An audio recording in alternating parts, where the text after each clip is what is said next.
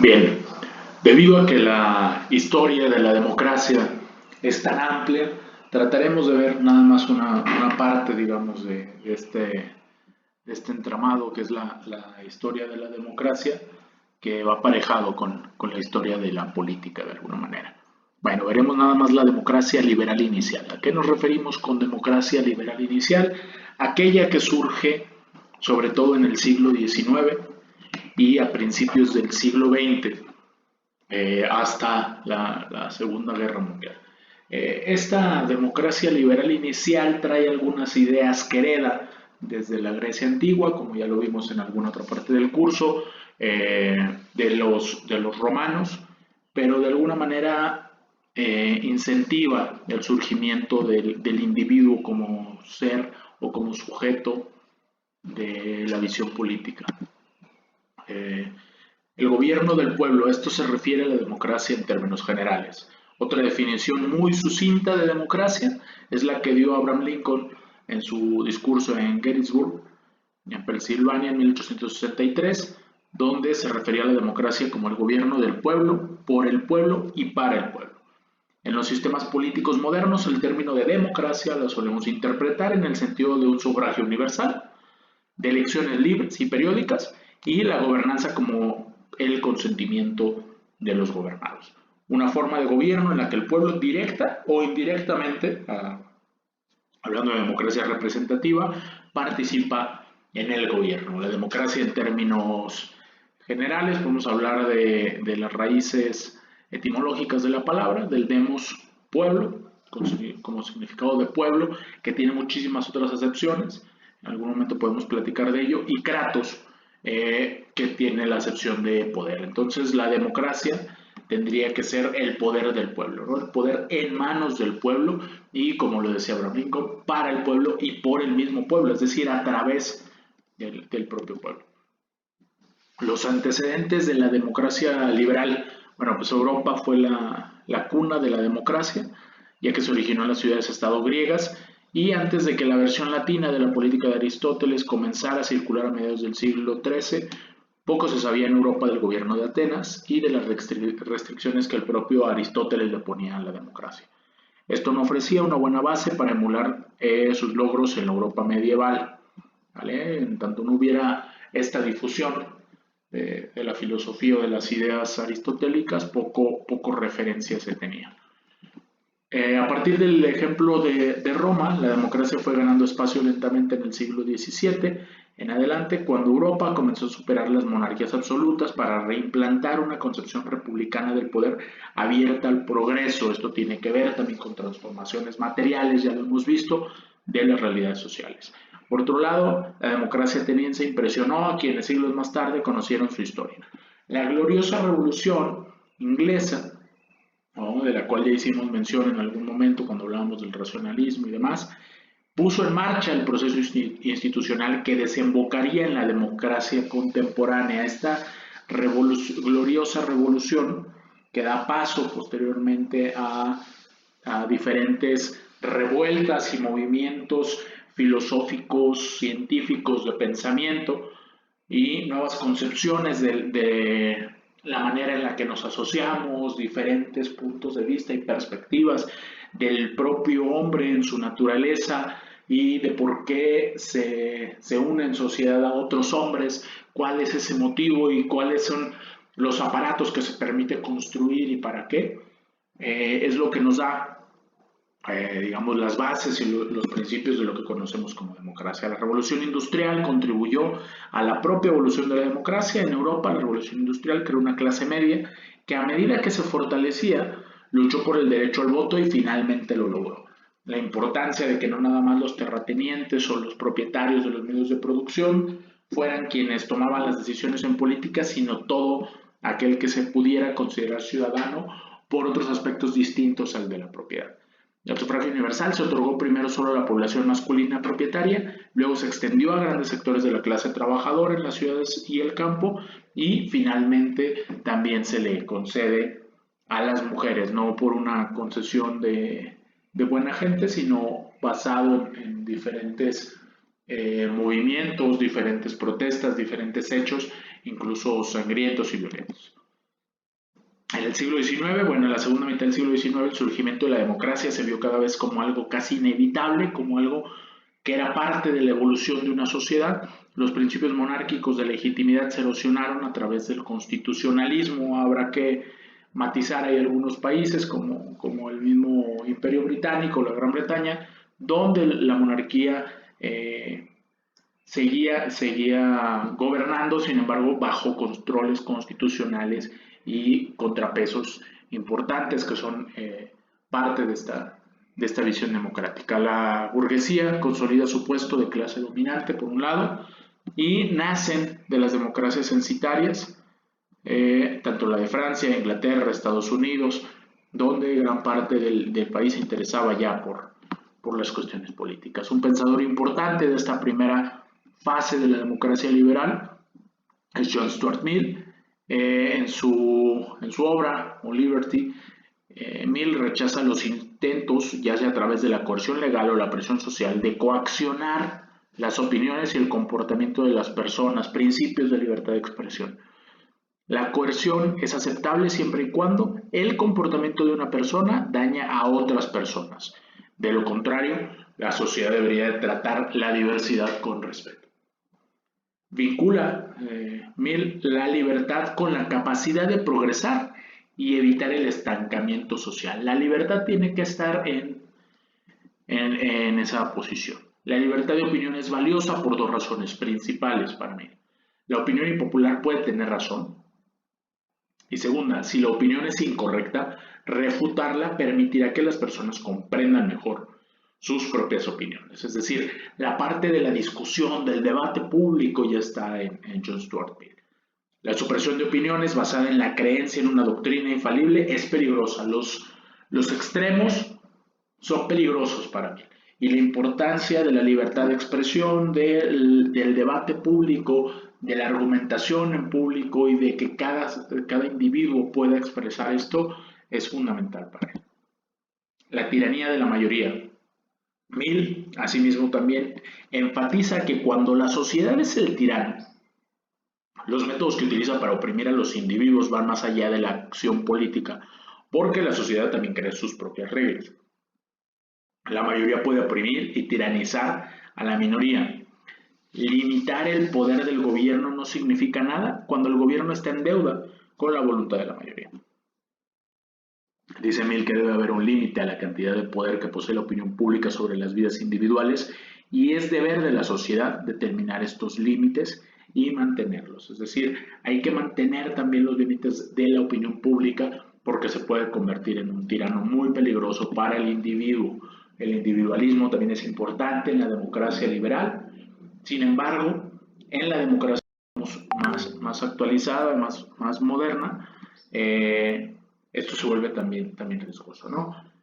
Alexis de Tocqueville creía que la igualdad era la gran idea política y social de su época y pensaba que Estados Unidos ofrecía el ejemplo más avanzado de la igualdad en acción. Cada ciudadano, al ser asimilado a todos los demás, se pierde entre la multitud. Señaló la ironía del maltrato de los nativos americanos por parte de la nación amante de la libertad, ¿no? O sea, esta ironía es un eufemismo de la hipocresía de la sociedad norteamericana para con los nativos americanos. El voto de todos no hace que gobiernen los más cualificados, tiene como base la poca cultura de los ciudadanos. Es importante esta anotación en Tocqueville sobre la importancia de la cultura política. Y es, digamos, uno de los puntos más controversiales cuando hablamos de la democracia y la importancia de que todos puedan votar y todos puedan elegir, no nada más representantes, sino ser parte de esas decisiones. Es decir, ¿qué clase de gobierno se va a dar el pueblo cuando el pueblo culturalmente o políticamente o dentro de su cultura política es muy baja? ¿Qué clase de gobierno se puede dar? ¿Cuáles son las priorizaciones que va a tener de los problemas públicos? Otras de las anotaciones es que en los Estados Unidos la gente no odia a las clases más altas de la sociedad, pero tampoco se inclina favorablemente hacia ellas y las excluye cuidadosamente del ejercicio de la autoridad. Estados Unidos de alguna manera salvo el caso de Donald Trump y por eso fue tan llamativo, Estos oligarcas o estos empresarios, estos multimillonarios generalmente no se involucran tan fuerte en la política, al menos de manera directa. Traen todo un soft power sobre el sistema político y sobre las estructuras, sobre las instituciones, a través de otro tipo de poderes, como lo es el lobby, ya lo platicábamos en clase.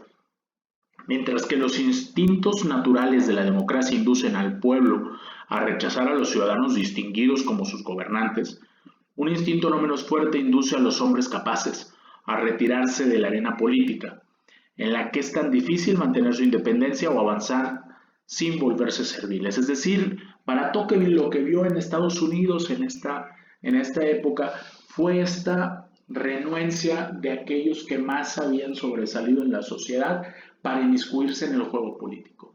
Y de alguna manera esto sigue prevaleciendo en algunas de nuestras sociedades occidentales, que aquellos que se sienten demasiado virtuosos no se involucran de la política, porque la política es para gente servil, es para gente mafiosa, corrupta, etcétera, etcétera, ¿no? Y de alguna manera va penetrando esta idea de lo que es la política también en las sociedades. Sostengo, decía Tocqueville, que está suficientemente demostrado que el sufragio universal no es en modo alguno una garantía de la sabiduría de la elección popular, cualesquiera que sean sus ventajas. Esta no es una de ellas. Eso decía Alexis de Tocqueville, y ya lo platicábamos. En el siglo XX, bueno, la Primera Guerra Mundial resultaría determinante para moldear la suerte de la democracia. A través de la entrada de Estados Unidos a la guerra, que resultó en la reformulación del conflicto en términos de democracia, seguida de la posterior derrota de las potencias centrales, la democracia emergió plenamente como una forma legítima en la sociedad internacional. Es decir, era una forma no nada más legítima, sino deseable, posterior a la Primera Guerra Mundial, que llevó a que la soberanía popular suplantara la soberanía monárquica en relación con los principios de legitimidad internacional. Y a través de las innovaciones ideológicas de Woodrow Wilson, ustedes lo deberán saber, uno de los padres de la administración pública, y la evaluación positiva de la democracia como forma de gobierno se traspuso del contexto interno estadounidense al ámbito internacional. Hans Kelsen habla de que en el sistema de la ideología democrática, el problema de la creación de líderes solo pone en juego consideraciones racionales. El gobierno de los líderes no es un valor absoluto, sino un valor completamente relativo. El líder es un líder solo por un periodo determinado y desde ciertos puntos de vista. Además, los líderes son solo iguales a otros miembros del grupo y están sujetos a críticas. Esto es bien importante en la democracia y que no se nos olvide.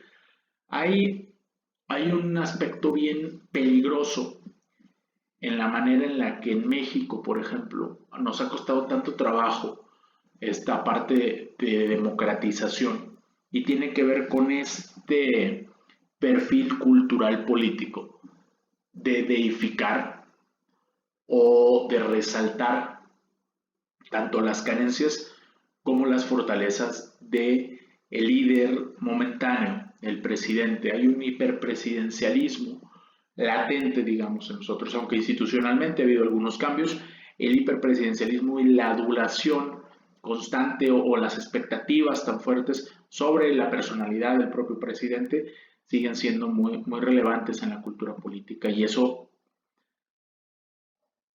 permite que sea, o más bien hace muy complicada la democratización todavía en nuestro país. Instintos básicos de la vida social, bueno, la libertad y la igualdad, dice Hans Kelsen, la conciencia de sí mismo impulsa a todo hombre a la idea de que nadie es superior a otro. Todos los individuos son iguales. Nadie puede atribuirse naturalmente la facultad de mandar a los demás. Estos principios de igualdad y de libertad son básicos en la vida social y en una vida democrática. Siempre habrá discrepancia entre la voluntad individual y el orden de la sociedad, dice ahí.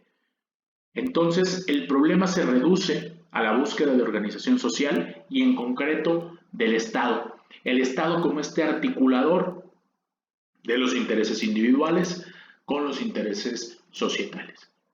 Este eje articulador o este aparato que permita ensamblar y amalgamar estos intereses divergentes de alguna manera. y en ciertos aspectos, no siempre. En un espacio de tiempo relativamente corto, la soberanía popular pasó de ser una doctrina revolucionaria y radical a convertirse en la base sobre la que se basan casi todos los estados. Mientras que el gobierno democrático, considerado durante mucho tiempo como arcaico, inestable y completamente inadecuado para los tiempos modernos, llegó a ser visto como un método de gobierno legítimo y deseable, lo que ya les comentaba. Para Robert Dahl, que nos presenta una lista completa de criterios para una democracia exitosa, estos criterios son garantías institucionales para el sostenimiento de la democracia. Dahl, uno de los padres de la ciencia política moderna, nos habla de la participación efectiva de las personas como uno de los factores importantes para el mantenimiento de la democracia, la igualdad de voto, es decir, que cada voto cuente lo mismo, un electorado ilustrado, esto es bien importante en las democracias y no lo estamos fortaleciendo, dado que esto es contrario a los paradigmas capitalistas y a la importancia de un mercado y de un consumidor no siempre informado. La inclusión de todos los adultos. Y bueno, a partir de Dahl podemos entender esta democracia liberal inicial, dando paso a, digamos, otra clasificación de democracia mucho más contemporánea, un poquito más actual, como en estas cuatro grandes rubros de democracia, ¿no? Encontrando las diferencias y las similitudes en cada uno. Las similitudes ya las platicábamos. Y bueno, primero la democracia representativa, donde los ciudadanos eligen a sus representantes políticos a través de elecciones populares periódicas. El pueblo no tiene poder directo y el poder político real se limita a los representantes políticos electos. Entonces, ahí digamos que es una democracia delegativa, donde se le delega la autoridad a estos representantes. La democracia directa, que es, digamos, el opuesto, tiene que ver con el derecho a tomar decisiones políticas, recae en todo el cuerpo de ciudadanos y en la mediación de organizaciones como los partidos. Son personas elegidas por ellos para hablar por ellos, ¿no? Entonces, en esta democracia directa, que se vuelve mucho más compleja conforme crecen las sociedades en población. La democracia liberal, como una forma de democracia representativa, en la que el poder político del gobierno se ve atenuado por una constitución que protege los derechos y las libertades de las personas y de las minorías. Es decir, al gobierno y al propio Estado hay que constreñirlo desde la perspectiva de la democracia liberal, en el sentido de que pueda o dé mayor margen a los individuos y que dé mayor margen a estas minorías para que puedan ejercer su libertad sin la regulación tan fuerte o sin los paradigmas específicos que ya pueda traer un aparato tan complejo como es el Estado, ¿no? Es decir, la democracia liberal aboga por la libertad individual también y de las minorías. La democracia deliberativa, por su lado, enfatiza la participación del pueblo en la toma de decisiones colectivas a través de un proceso de deliberación racional y considerado. Las políticas deben basarse en principios y razonamientos que todos los ciudadanos puedan aceptar. Esto vuelve compleja la parte de la democracia, pero de alguna manera la hace un poco más sustantiva, en tanto que vuelve partícipes constantes de las decisiones de interés público a los ciudadanos. No nada más es una democracia delegativa, no nada más se eligen a los representantes y no nada más el Estado se constriñe para dejar en mayor libertad a ciertos grupos, sino que al contrario, el Estado se vuelve un facilitador de esta decisión de la población por ellos mismos. Bueno, aquí está algo de la bibliografía para esta presentación y seguiremos platicando en posteriores clases sobre el tema de la democracia. Ahora nos vamos a meter prácticamente de lleno a estar constantemente citando temas democráticos. Muchas gracias, jóvenes.